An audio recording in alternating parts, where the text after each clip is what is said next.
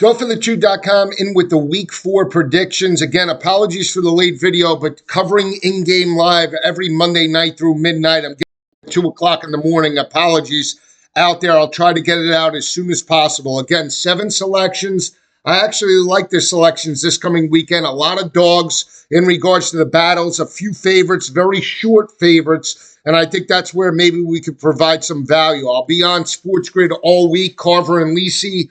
Football full circle, and obviously college football and pro football today, breaking down college and NFL. So check out the schedule. I'll get deeper into the breakdowns as the week progresses. Also have some other plays, obviously, for Saturday morning on top of the 7. So let's get right into it.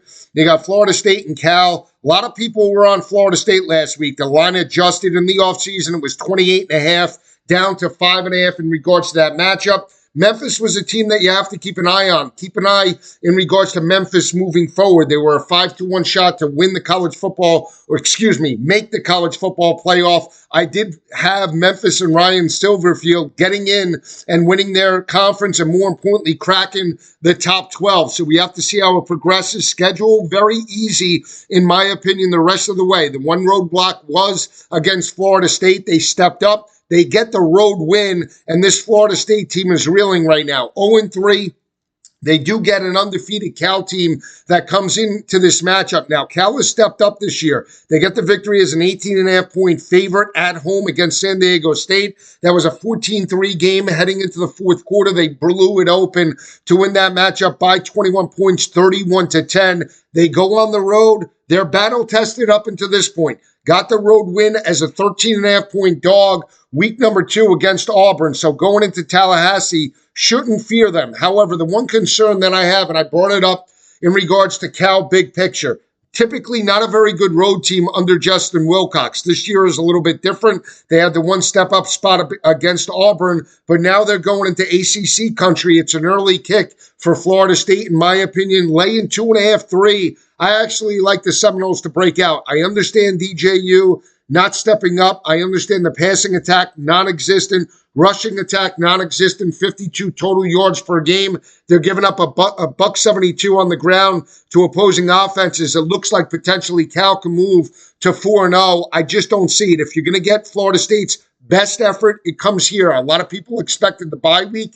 I just don't think that they took Memphis seriously, to be honest with you. They had 2 ACC games to start right out of the gate, start 0-2. This is another conference game. If you're not going to get it this week, you're not going to get it the rest of the season. I'm willing to take a shot on Florida State minus the 2.5 in terms of this matchup. With another big matchup taking place in regards to ACC, we talk about Clemson and NC State. Clemson, typically, we talk about the dominance at home entering this year since 2015. Dominant straight up, 58-3. They just steamroll opponents. They got the week 2 victory over App State in regards to that bounce back spot, laying 16.5.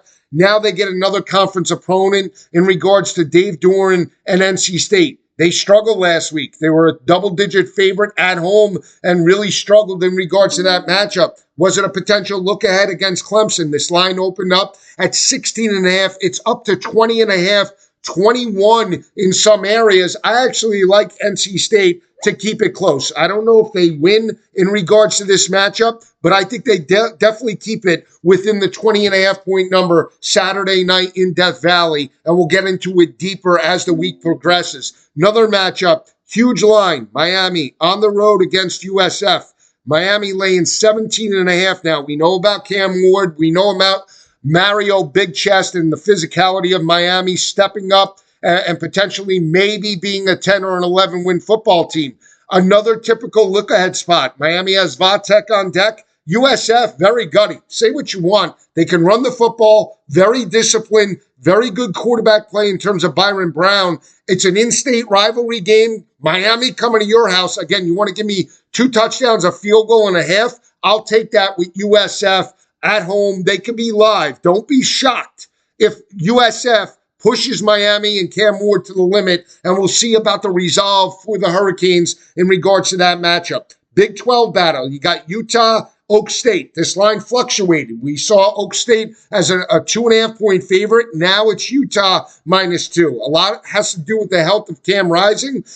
Oklahoma State, we talked about it on College Football Today. They dominated Tulsa. Entering that matchup, they had won 9 straight. They were laying a 20.5, 21-point number to open. They bet it down to 17.5, and all of a sudden, Alan Bowman breaks out with a dynamic performance.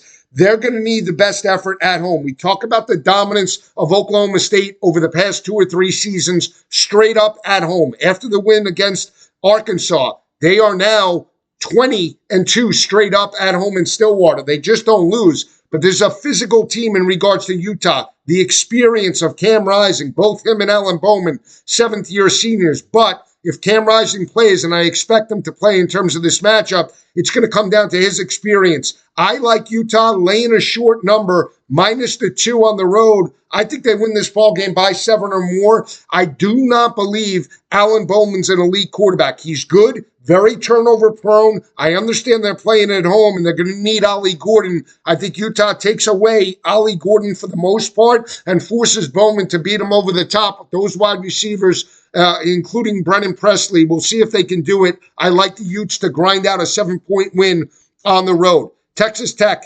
speak to me, baby. You get Arizona State in your house. Brennan Morton was very good last week against basically an average defense in North Texas. They put up 50-plus points. Taj Brooks comes back. He rushes for over 80 yards and over 4.5 yards per carry. That could be the difference. Texas Tech, I know I'm pumping the Texas Tech horn, but they're a much better home team than they are a road team. Arizona State stepped up and got the cover against Texas State. Now they go into Lubbock. Very difficult place to play. It's a Big 12 game. Give me the Red Raiders. Laying 2.5. I like Texas Tech to strike the upset in regards to that matchup. Big one. Tennessee, Oklahoma. Everybody's talking about Nicky. We talk about him on the show in regards to College Football Today. Nicky Treats, Nicky Snacks, stepping up. I mean, Nico is really leading that offense. When you look at the dominance against NC State, forced turnovers, they kept Grayson McCall and that offense in check. They couldn't run the football in the second half. Defensively, very sound. They go on the road. It's tempo versus physicality for Oklahoma. Oklahoma, in my opinion, cannot get into a shootout with Nico and Dylan Sampson in that offense. It's got to be methodical, ground and pound, keep Nico on the sidelines, and hope that you get this game into the fourth quarter.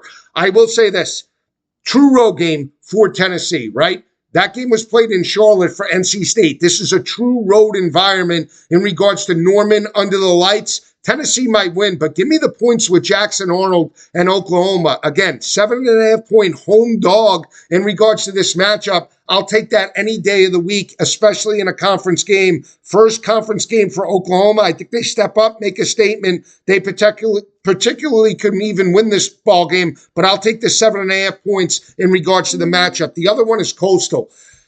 I haven't been high on Virginia. 2-1, Calandria has stepped up. I know Tony Elliott has this team playing much better than where they were a couple of years ago, but we talk about it. They got the week 2 victory over Dave Clawson and Wake Forest. Basically, Dave Clawson handed them that game. They had a 13-point lead with 7 minutes left. The poor decision on 3rd and 9, and then more importantly, 4th and 9, allowed Virginia to steal that game. Coastal is undefeated. They're at home. And last year, Virginia was just 1-5 on the road or on a neutral field. They're laying 2.5, 3.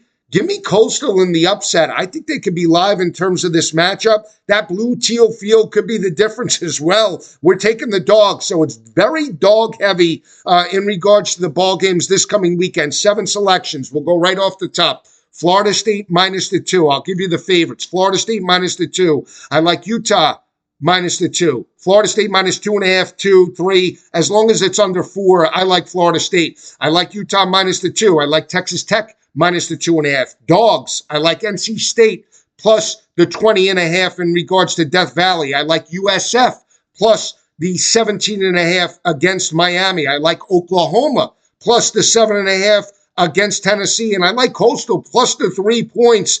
Yeah, as long as they're dogs, I like Coastal. 1.5, 2.5, 3.5. Give me Coastal over Virginia. Those are the selections for this coming Saturday. You can hit me up on Twitter. I'll go deeper in regards to the selections. I'll rip through them again.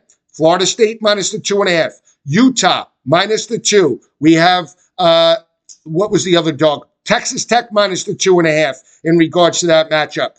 So 3 short favorites under a field goal: Florida State, Utah, and Texas Tech. Then we have the big dogs: NC State plus the 20.5, USF plus the 17.5, Oklahoma plus the 7.5, and then Coastal, the under the radar group of 5 game, plus the points against Virginia. I'll see you this weekend.